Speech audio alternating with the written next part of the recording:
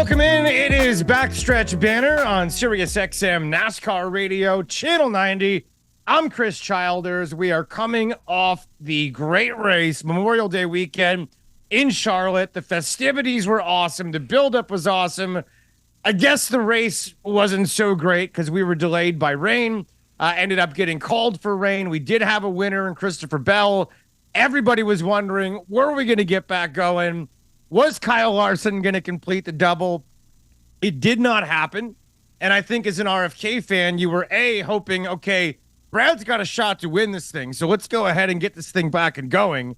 And really curious if Buescher could fight his way back up and get into the top 10. So there was plenty to race for still, and it was a massive bummer to anybody watching on Sunday who saw the call of the race. But let's get into it. We got some incredible guests today. My favorite part, if you're new to the show, we do it every week. It's RFK Racing.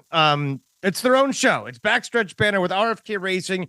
And we don't just talk to the crew chiefs and the drivers. And those guys are awesome. And they're super important and we get it. But they're the divas. They're like the glamour guys, right? We talk to those glamour guys, but we go behind the scenes. We talk to guys on the pit crew, guys that are doing all the nitty gritty to get these teams in a position to win on Sunday. So today we've got Dalton Leonard, who is a rear tire changer for the 17 car for the Ford Mustang. And then we got the boss. So I got to be extra on my game. Steve Newmark is going to be joining us, the president of RFK. So excited about that. But let's say hi to Dalton Leonard. He's the rear tire changer for the 17. Dalton, hello. Welcome to Backstretch Banter. Thanks for having me. First time here. Well, it's good to have you. And I know you have really kind of settled in with this team. I've talked to guys on your team before who feel really good about this pit crew and what's been going on and the season you've had so far. We're coming out of Charlotte. It was a interesting day for the 17 team, and we'll get into some of the nuances and what happened with Denny in just a little bit. But we've had a lot of racing. We started in Daytona, going to Gateway, coming out of Charlotte. How would you describe the morale of everybody right now who's associated with that 17 car?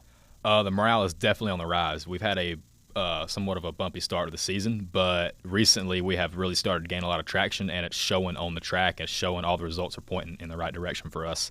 Starting, just a couple races in Vegas, we had a incident, and we ended up having 2 crew guys suspended. Ended up having some subs for that. We worked our way through it, and we had a little bit of a rocky road after that for about 6 to 8 weeks, and it was really tough on our team. But we have done a really good job with the road crew, pit crew, all combined to kind of regain our traction from that, right? And then, we go to Kansas, and we think we win the race. They tell us we win the race, and we're all celebrating, and they actually say, no, you didn't. So, to have won that race would have been a really big testimony to our team, but we came up about 1.5 inches short of winning. Fast forward the next week, Darlington, leading with, 4 or 5 laps to go, get doored by the 45, end up cutting down our left rear, get that one ripped away from us. We got a couple stretches of home races here, and then we come to the 600. Our road crew's feeling really good about the car, and then end up blowing a left rear in practice, not qualifying, losing pit stall selection, and then that's where all the trouble starts. Where all the trouble starts, and it happened on Sunday, and it was frustrating for all involved. There's no question. We could see it on everybody's face. You were a part of it. You were there. You had a great view. What happened on Sunday? So the way we lost our pit stall selection, the 11 had an open end. So they had a clean pit box in front of them with nobody there. So they came in, and then it was us, right? And then in front of us was the 42 car, and then in front of them was the 3 car. So what was happening was the 11 had a really strong car, and they were running up front, contending most of the race. With that being said, we were coming from the back. They would be in their pit stall, and when it was our turn to pit, we would have to nose in around them.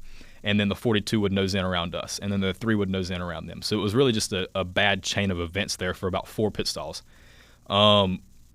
We would just get boxed in by everybody. The 11 was mad at us. We're mad at the 42. We're mad at the 11. They're mad at the 3. And it's just like everybody's pointing fingers.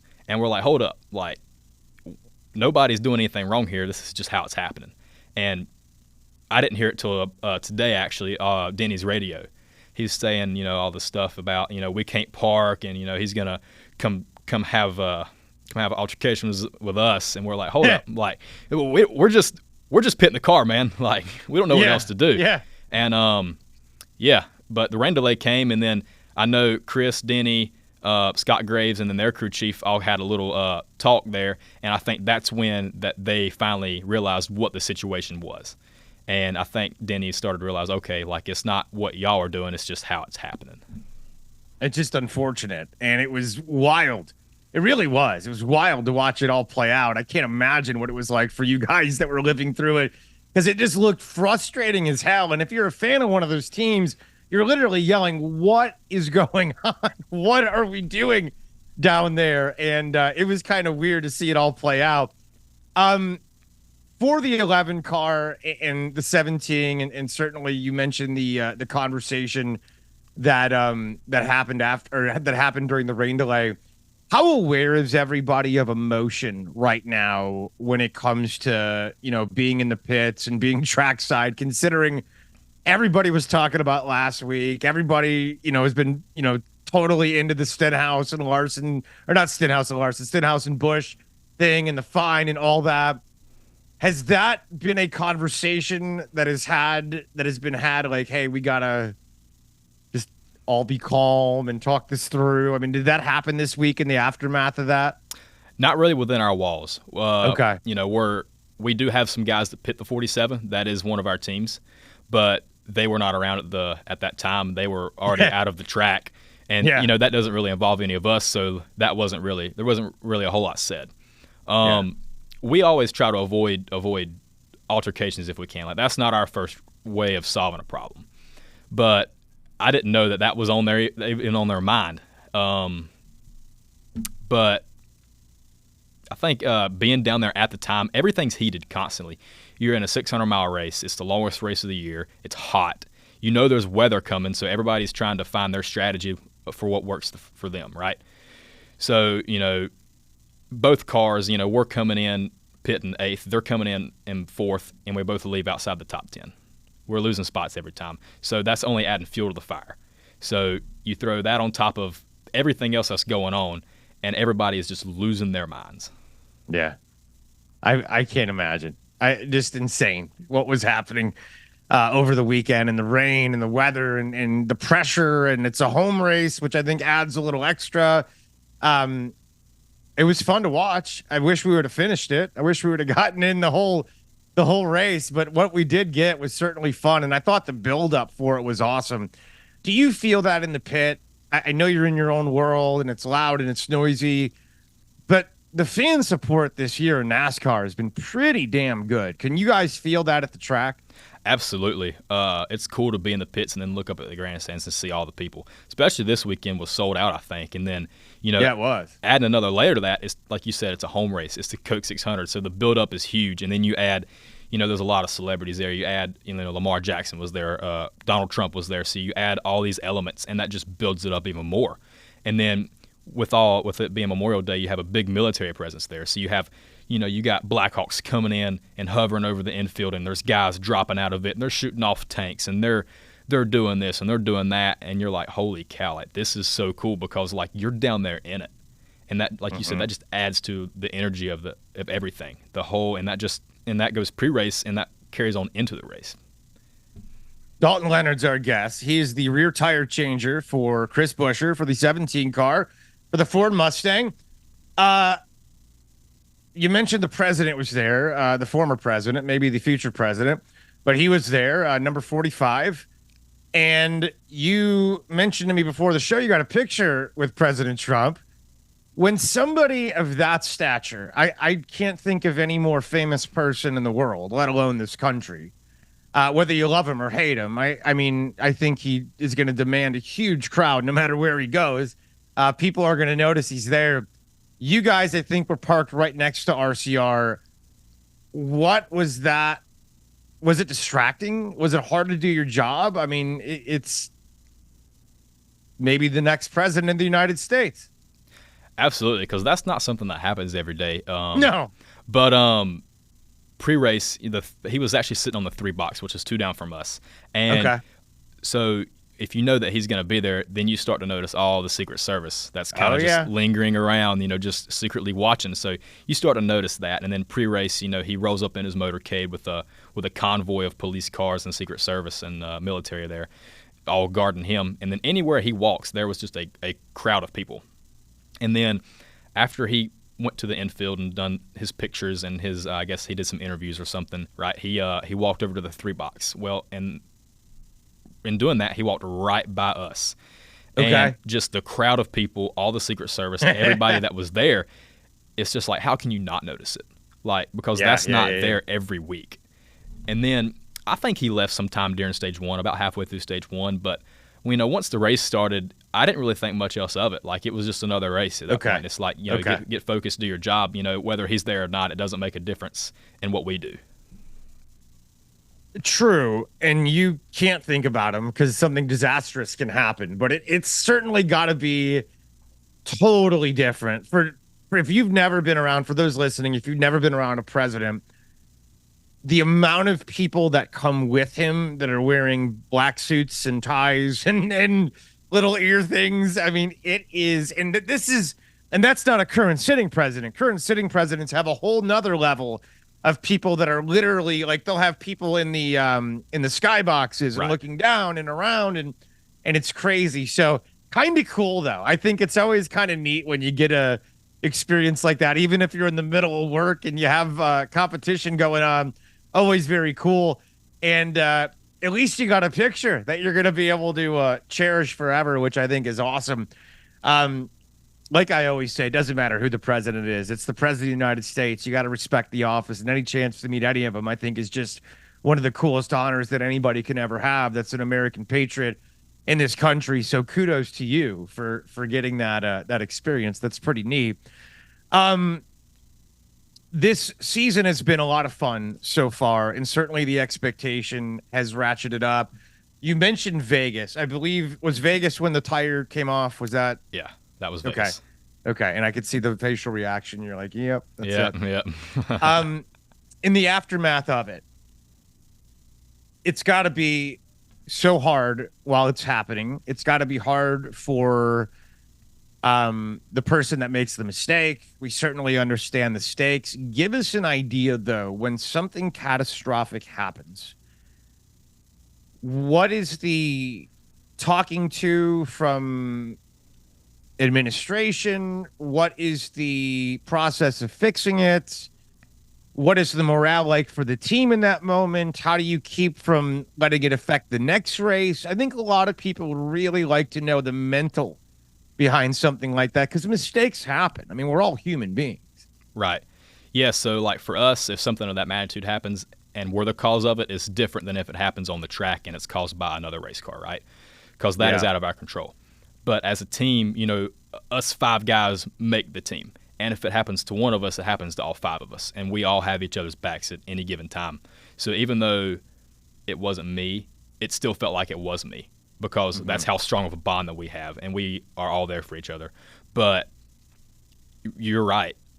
When something like that happens to a team, regardless of the sport, regardless of what's going on, right, it can take a mental toll, because you don't want to psych yourself out. You don't want to start creating bad habits. You don't want to get in this slump of going slow and being extra cautious. Even it's because it's so easy to do.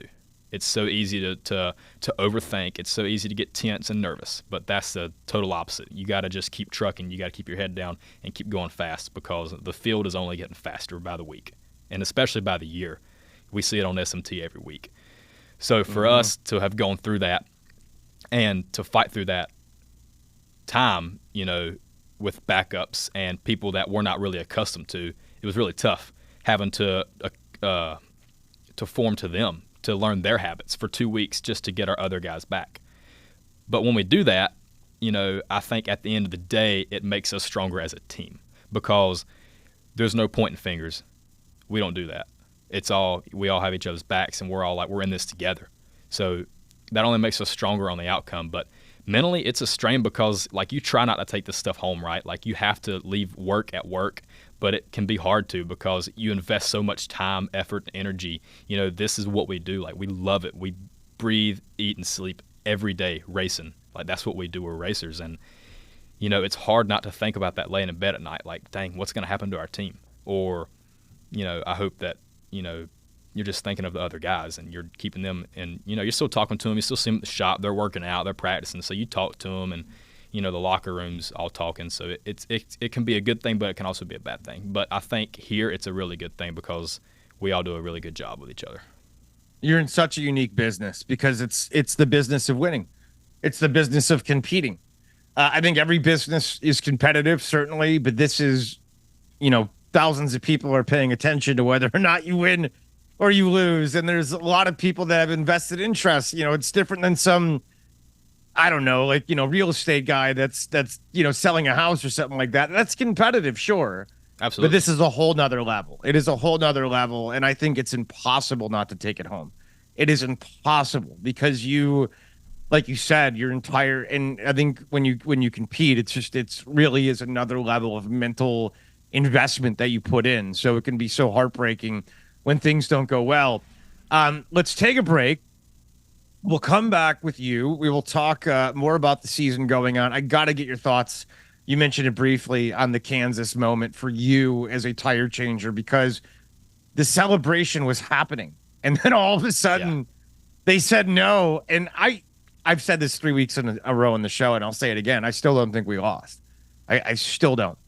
I've watched it a million times, and every single time the 17's ahead of the other car. So I just don't see how it's possible. But let's take a break. We'll come back. We'll talk about it next on Sirius XM NASCAR Radio.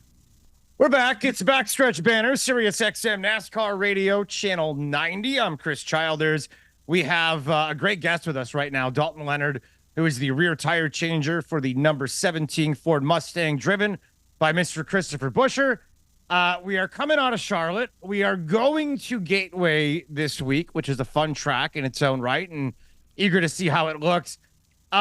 You were a little Michael Jordan-esque this past weekend. You had to do a little pirouette over the 11 tire as it was coming at you. What was that moment like for you in Charlotte, sir? That was a pretty cool one because that's something I've never done, and I just kind of made it up on the fly. That was about the only option I had. We were nosing in around him, and then he stopped a little long in his box when he was supposed to stop short. When he did that, he didn't leave a lot of room for his front changer to throw the tire, and he did. And then I'm standing on the wall. I'm watching our car come in, and I'm looking at that tire rolling, and I'm doing the timing in my head. I'm like, I got to jump over this tire. So I'm standing on the wall, and then I'm like leaping in the air like a Michael Jordan logo, just like hopping over this tire, and then I land, and then we do the pit stop, and then get him on his way, and then I go back after the stop, and I'm looking at the film, and I'm like, man, that was pretty sick. That's awesome. It was sick, dude. It was super athletic is what it was. I mean, it was a damn athletic move. You mentioned how you have to think about it, but you have like, what, 0.01 second to make a reaction in that moment. I mean, it has to be happening so fast. Yeah, everything's so fast-paced, and we do stuff training-wise for that. We have a whole board that's got circles on it with lights that light up, and there's actually a little screen in the middle of this board that pops up with math problems and numbers, and actually it's got books on there. And so like I'm simultaneously hitting lights while I'm doing math, and I'm repeating that out loud, or I'm reading 5 digits that are like 98762 or just random stuff. So like that's where that came into effect, because I'm watching our car, I'm watching the tire, I'm timing this up in my head. That's all a reaction thing. You just got to make it up on the fly sometimes, and that's what I ended up doing. I don't know how many people knew how much math was involved in a pit crew tire changer job when it comes to being safe, but that makes a lot of sense. And that goes into everything with me. This sport is so scientific. It really is. It's about numbers. It's about timing. And I think it's one of the coolest sports for nerds. I will always attest to that because it is such a scientific, cool driven sport. It really is. And for you doing math and the whole thing and getting ready to jump out of the way, it's a nice mix of athletics and a little math going on at the same time. Do you ever get scared? I mean, those cars are barreling in. I know it's inches, right? Everybody's got their little pit stall. Did it take you a while to get used to that? Just these cars that are, I mean, you're only wearing a fire suit to protect yourself. It's not, you know what I Right. mean? Yeah, absolutely. Honestly, in the moment, you don't even think about it because you're just so zoned in on what you're doing. But subconsciously, you know your surroundings. Like this weekend, we're going to St. Louis, and they have a really tight pit road there. So you have that in the back of your mind because there was a time a couple years ago that I was on the 47 car and we were doing a pit stop, and then Kevin Harvick was pitting right behind us, and my tire carrier was coming around to hang my right rear tire. Well, Kevin Harvick ended up hitting him, and he fell into me, and I'm laying out on pit road, just like, what in the world just happened? Because that's how tight it is, and you're just fighting for room. Even Indy is the same way. We're actually going back to the old Indy this year, the oval versus the road course. So now Indy is the tightest pit road that we go to, and the boxes are like 40 some odd feet long, but they're only about 13 feet ish wide. So you're literally sitting in pit road. And, there's been accidents on pit road there, and people have gotten hurt. And I've never pitted that track on the oval. So, I'm a little nervous actually going to there. I'm like, dang, like I don't know really what to expect because I've never seen it. You go somewhere like Kansas or, Darlington, the pit boxes are relatively big and pit road's wide, so you're not really worried about it. But, like, you go to these tracks that are tight and you know it, you're just like, man, like you just almost have eyes on the back of your head. Hey, take us inside what we talked about a little bit a few minutes ago about pit placement and obviously how weird it got this past weekend. And how important is that aspect of a race? How important is pit placement where you're at, selection? I don't know how many people think about it ahead of time, but how important do you think it is as things play out on a Sunday? Well, pit stops are more important now than ever because these cars are so hard to pass on the track. Any spots that you can gain in the pits it's a huge deal to the driver, the crew chief, the whole team. So the way that works is qualifying it's typically, I guess, a Saturday, right? And we race on Sunday. So they qualify the day before the race, and then you pick your pit stall based on your qualifying position. So if you qualify first, you get your first pit stall selection. And if you qualify second, you get to pit second, third, and then so on all the way to last, right? Well, that's what happened this weekend. We didn't get to qualify, so we were the last car to pick a pit stall. Typically, when you qualify in a good spot, you have an open in or an open out. You get to choose. Those are the best stalls because you have a clean in or a clean out where there's no car there. And, that can really set you up for a great day on pit road. That can just tee you up to, like, pass cars on pit road all day long versus when you're kind of in the middle of pit road or in between some really good cars that, they're going to be running good and then you're having to nose in. That's where it gets really tough. So pit stall selection is a huge deal. I don't know how many people recognize that at home or watching it on TV, but to us, it's a world of difference. That's all I wanted to ask you because I think as a fan, I never really thought too much about it. But it makes a lot of sense why it's so important. I think as you watch the races, certainly you can see how that plays out, and why that would be incredibly important and crucial. So makes a ton of sense. And if you needed evidence of it, go back and watch Charlotte. You go back and watch what happened. Yeah, you can go back and see what happens when you don't have your preference.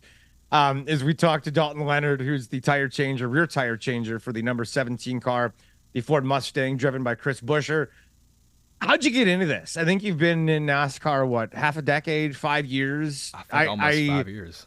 Can imagine when you go out and about and you go on vacation, you meet somebody and they say, what do you do for a living? And you say, well, I'm the rear tire changer for the number 17 car, NASCAR. They probably say, well, how the heck did you do that? How'd you get into that? So how did you find your way into the pit crew world? So I actually have a long story, but I'm going to kind of condense it here a little bit. So I'm from Lexington, North Carolina, which is the neighboring town to Welcome, which is where RCR is based, right? Gotcha. So I grew up here, basically, and, I grew up going to the racetrack and being around it and whatnot, which is really cool as a kid because you're hanging around race cars. Like, who gets to do that?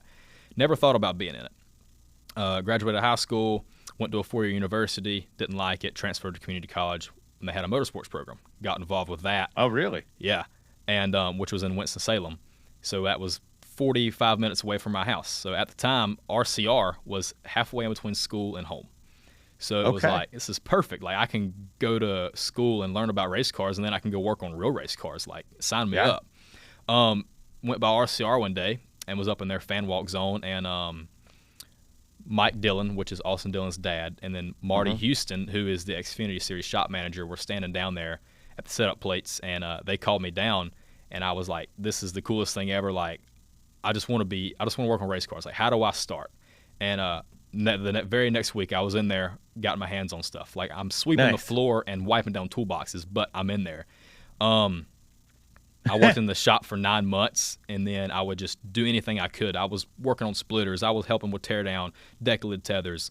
In the midst of that, after the shop closed every day, I would go down to the pit building every day for about an hour and a half and just hit lug nuts and pull tires. Chase Masterson got me started on that. He's a really good changer, and props to him. And worked my tail off for 9 months, not getting any live reps, and COVID ended up hitting, shutting down everything. Yeah. And then shortly after we came back, I got down here to Roush. I knew some people by the time, and tried out. They liked me. I got my first contract here, and I was like, heck yes, development contract. Wasn't even going to the racetrack. I'm eating it up. Get on a truck. About 2 months later, my third race ever, won a truck race at Bristol, and I'm like, heck, this is easy right here.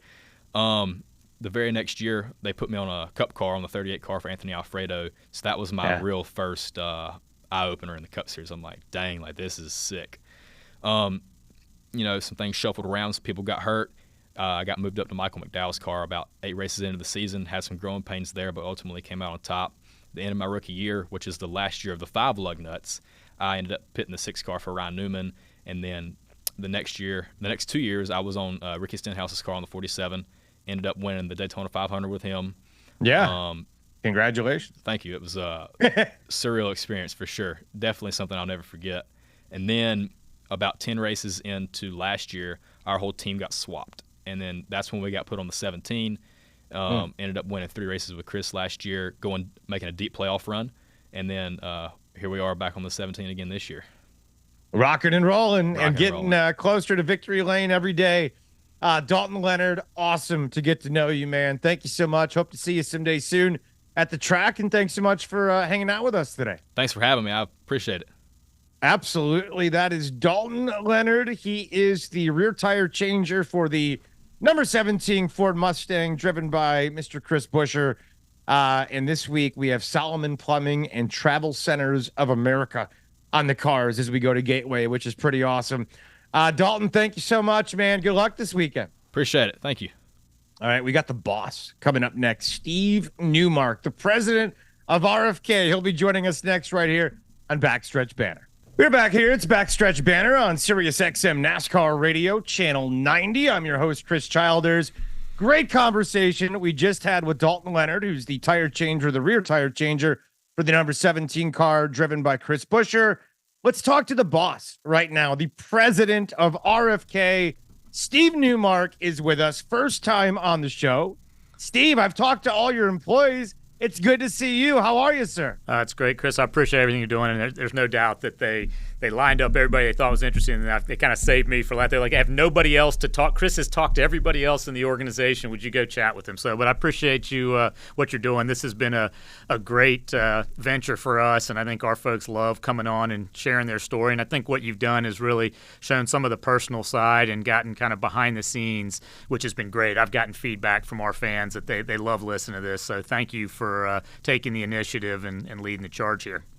Well, thank you for letting me do it. It has been such an honor as a racing fan, as somebody who does college sports every single day. It's so cool to be able to meddle into something I'm so passionate about, which is motorsports. And as everybody who knows me knows, I'm a huge RFK fan. So this was really kind of a neat thing to be able to do. And love Buescher, really love Buescher.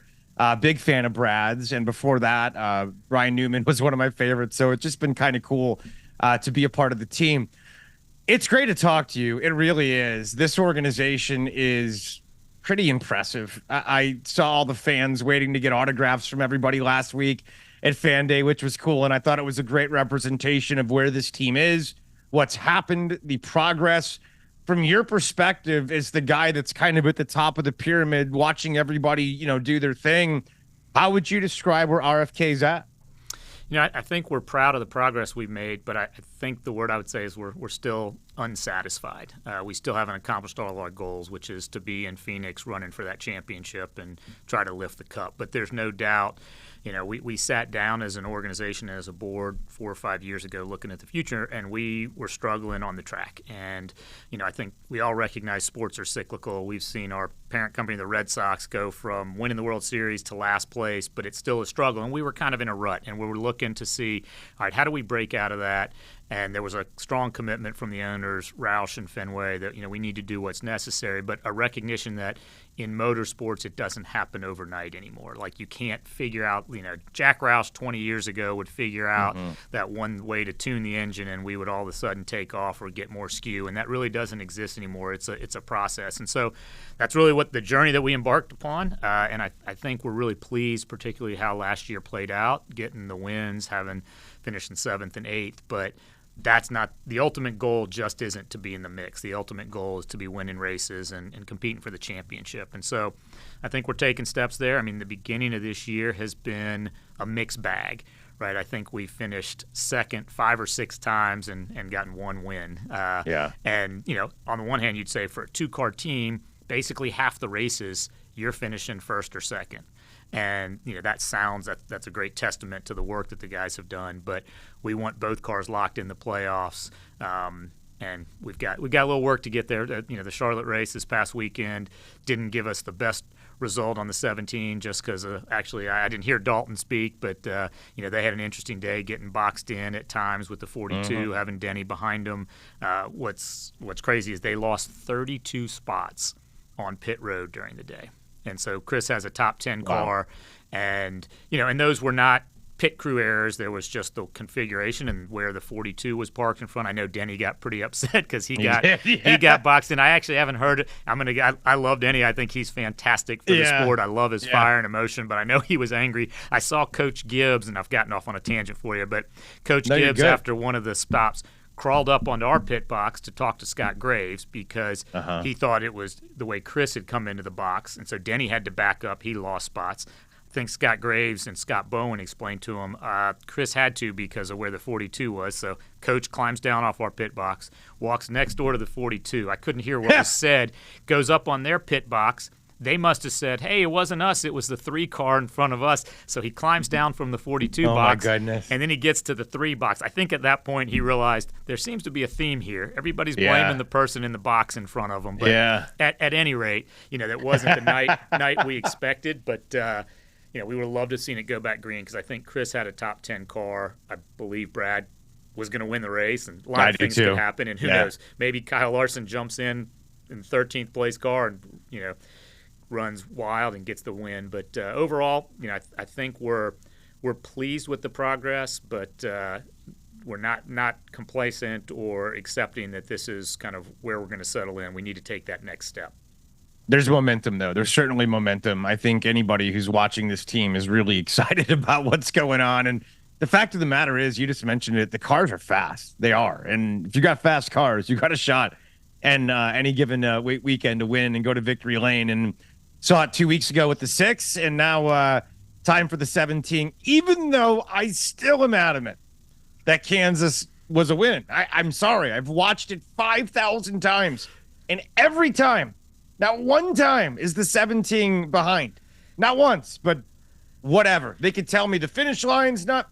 Well, then where was the finish line? 500 yards back, because that was the only time that I saw the other car in front of the 17. So anyway, I love your passion, and I think that's what's great about the sport. I don't want to disabuse you of that perspective because I want you shouting from the mountaintops. Yes. I will say that we were comfortable, and I spent a lot of time with Elton Sawyer, and we talked to NASCAR. I am actually comfortable. They got it right. I'm not sure the explanation's all that on the front end or TV, but I do think they got it right, and I'm would be more than willing to tell you if I thought NASCAR was off base there, but I think they did the right thing there, and it's frustrating. We felt like we were going to win that. I know. And Chris obviously felt like he was going to win in Darlington, and so we are where we are. I'm pretty confident in the 17 crew, and as you said, Chris is one of the most kind of even keel. He's probably one of the best guys in the garage. I've been fortunate. I've known him for a long time, since he started with us, I think, when he was 14 or 15. So he's now been with us for, we were laughing, over half his life. And at soon, he's going to be the longest tenured driver in RFK history. And there's not a better kid to really rally behind. And so I think that he's not going to lose his head on the track. He's going to go out there and he'll be systematic to get himself back up there. And I think they'll get themselves a win. I say that to every single person who ever asks me. I say Chris Buescher is one of the kindest, greatest human beings to ever walk the earth. And I think it's really easy to root for. Yeah. Really easy to root for. The thing that I tell people about Chris is he's the only driver or even athlete, based on my past life, that I've ever met that has not changed during the course of his kind of rise to fame. And I don't say that in a negative way. Like, I think all of us change over time, and particularly as you become more prominent role. I mean, it's natural for that to change you. It doesn't mean it changes you for the worse, but Chris is the only one that you could talk, you could go back in a time machine 12 years and have the conversation be the exact same way that he would treat you, he would approach life, and he's just a genuine, kind person. And I think a lot of our partners really gravitate towards him and embrace him, because he's just as likely to go sit and have lunch with the lowest person at a company or somebody that runs a cash register as he is with the CEO. And that's just the way that the lens through which he approaches life. And I think people respect seeing that. I respect it a lot, and I appreciate it, and I admire it in a human being, especially one that is so successful and has that ability to recognize I'm a racer, but I'm a guy that, being humble goes a long way in a lot of people's eyes. It really does. Steve Newmark, our guest, he's the president of Roush Fenway Keselowski Racing. You and I were talking a little bit off the air. You have an interesting journey to racing, and I would love for you to share, because it is okay. Just tell everybody, you were telling me before what you were doing before you went to NASCAR, and it was unbelievable. So please share. Sure. Yeah, I didn't have I've got two sons, 19 and 23, and I tell them all the time that you don't need to know what you're going to do in life when you're 17, 18 years old. Although society seems to say you got to figure it out, because I definitely didn't have it figured out, and I meandered around a little bit, thought I was going to actually be a child psychologist, then I did by default. I thought I was going to work in D.C. Then I went to law school somewhat by default. Thought I was going to be a litigator. Realized that wasn't my cup of tea after working for some federal judges. It did end up practicing law, doing M&A and things like that. And then fortunately for me, was able to find my way into the sports world through that. I had grown up in Chapel Hill, so my passion and loyalty was with the Tar Heels and college sports, and started working on the legal side of that, doing M&A in the sports world. And it led to being involved in doing a lot of work on a regular basis with the Southeastern Conference and Mike's Live, the former commissioner, who's a fantastic guy, and even Greg Sankey, who's now in the current role. And, I had helped Jack when he sold half of what at the time was Roush Racing to Fenway in 2007. That's how we became Roush Fenway Racing before we added the K here recently.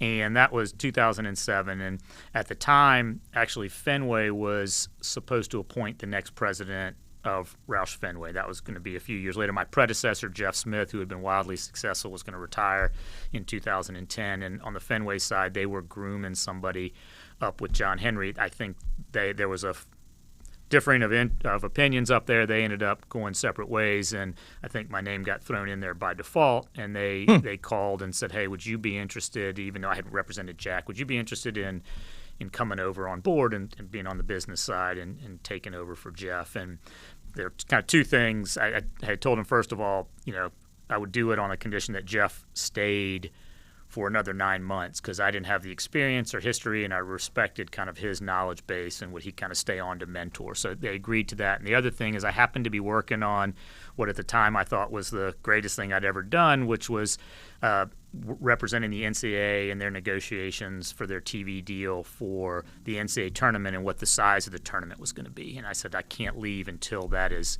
done. And I'll tell you a little bit about that. But fast forward, that took about another 9 months, 8 months. Okay. We signed it on a Thursday in Charlotte, and I started here on a Monday. Really? At what at the time was Roush Fenway. But the interesting thing, I know you're a big college guy, and again, like I said, my background was college sports in Chapel Hill. So I'm all excited to be working on this. At the time, a guy named Jim Ish was acting commissioner of the NCAA because Miles Brand had just passed away. Greg Shaheen, who ran the basketball tournament, was kind of, we worked pretty closely. A lot of the bids were coming in, and at the time, the NCAA took, I think it was 96 or 97% of all of the revenue that supported the NCAA came from that one TV deal.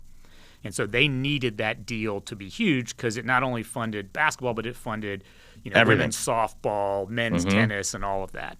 And unfortunately, some of the initial bids came in, and there were really two that they were down to that were from big-name broadcasters and said, hey, we'll get you to your number, which was around $10.5 to $11 billion for the contract, but we need more content. So we can't do, at the time, it was a 64-team tournament, which was kind of sacred at the time. They said, we'll only do that, and this is 2010, we'll only put that money up if you'll go to 96 or 128 teams.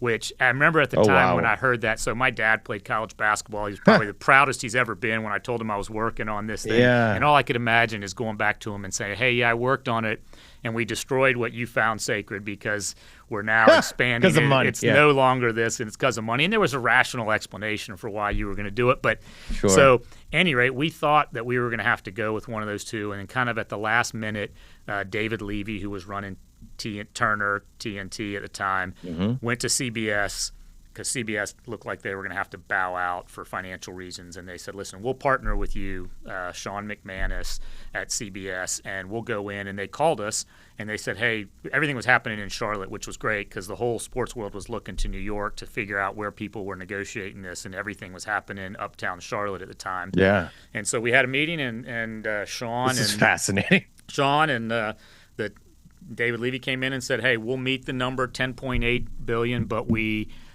have some conditions. We'll keep it at actually 68. So that's how it got to its current form. It went from 64 to 68. And one of the things that I'll always remember is we said, okay, what are the conditions? And they said, well, here's how we're going to split it between CBS, Turner, and TBS, but we also want some races on True TV.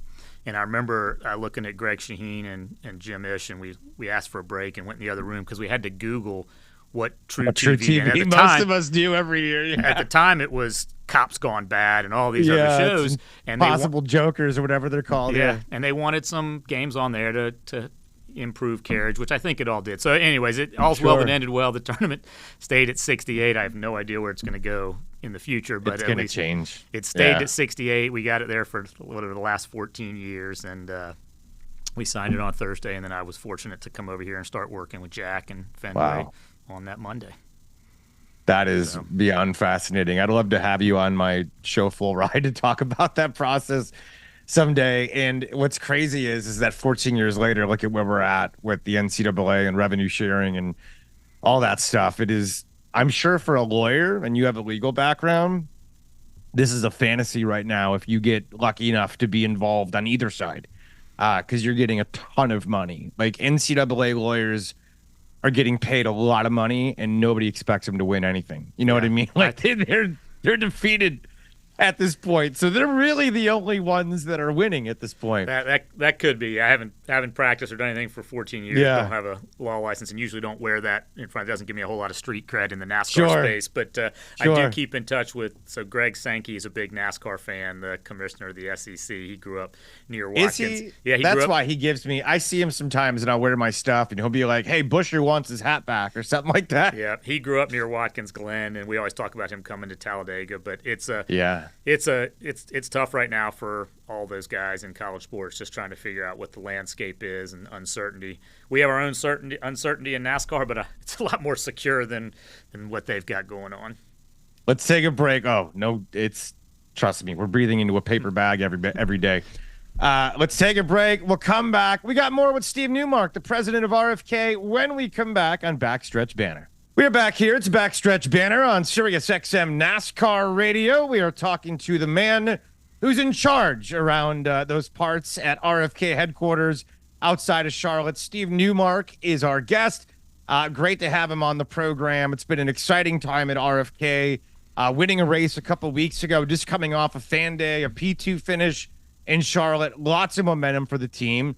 I know you're heavily involved, Steve, with what's going on the NASCAR side, with the administration and all that. Give us some updates. What is happening in the NASCAR world? Sure. I think that most are aware, although most fans would probably rather focus on the track than the business side of stuff. But most are aware that, that our charters expire at the end of this year, and there have been renewal discussions, actually been going on for about 2.5 years.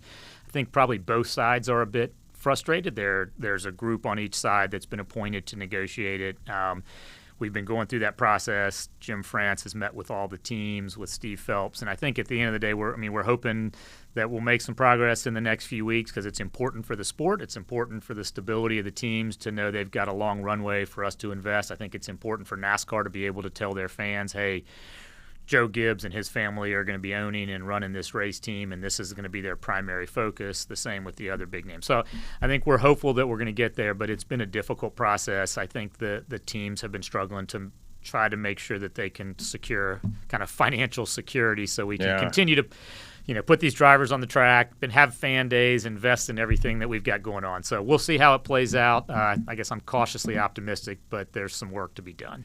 Certainly stressful. It's a stressful time. We were talking about college sports, maybe not as chaotic as that, but certainly some chaos to navigate through and some minutia that you have to iron out. No doubt. But hopefully all will be well. And I know we have our fingers crossed. There's a lot of good people that are behind these decisions that are going to make this work. We got a few minutes left. You just had Fan Day. There were some incredible activations. I was jealous as I was looking at it.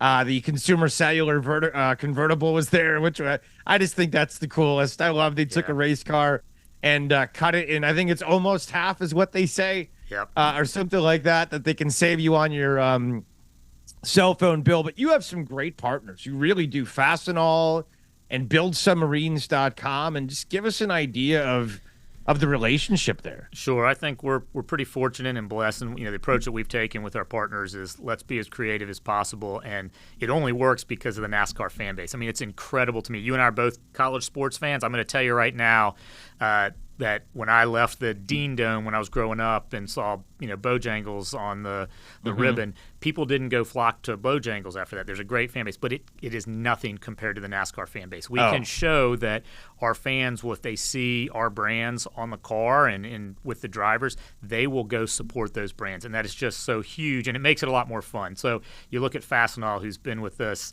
a decade and a half, and, they've supported us in good days and quite frankly, in some not so good days. And, there's been a lot of loyalty there. Same with Fifth Third Bank, has been with us for over a decade.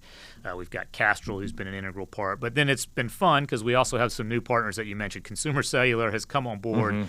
And, the convertible idea, I think, came out of their group, and Carter Nance coming to us saying, hey, do you think we can do this? And our answer is always needs to be first, yes, and then we figure out how to do it.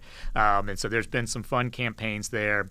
The Build Submarines is near and dear to everybody's heart here. It's so cool. Jack and Brad are both very focused on our military. It's part of who they are. It's part of their DNA. And now we have a sponsor that we can go help address a real problem for this country, which is we need to be able to have the capacity to build more Virginia and Columbia class submarines. And that's what this does. And we've seen people flock to the website. We've seen young kids sign up to learn trade schools to go help work at some of these companies. And it's obviously very cool when you're talking about submarines. Brad was up in the shipyards, got to see a submarine. I went to a submarine christening, and you look up at that thing, and it is just massive. And so, we're excited about what we've got going on. And then, some of the fun things we've done with a King's Hawaiian and a Solomon Plumbing. And, they're part of our family. That's kind of who we are, and they're integral to everything we do. And we try to integrate them. And then we get to have Fan Day where we showcase them all. That was really, really well done and executed at Fan Day. And this week we got Solomon Plumbing and Travel Centers of America on both the cars, which are great partners. It was awesome to get to know you, Steve. Thanks so much for being a part of it today. Yeah, great, Chris. Thanks for being part of our family and kind of coming on and getting to talk to everybody here. I know people really look forward when they get the opportunity to chat with you, and you gotta come to some more races with us. I will. I'll be at Nashville. I can promise you that, which is right down the road from my house. I cannot wait. Wait for that race in a couple weeks. It's great to see you. Great to talk to you. Want to thank everybody for helping us out. Alec Walt, the SiriusXM producer, Thomas Burfield, Elijah Burke, Kevin Woods, Brandon Lee, great people at RFK. We are done for the week, and we thank you for listening to Backstretch Banter with RFK Racing right here on Sirius XM NASCAR Radio, Channel 90.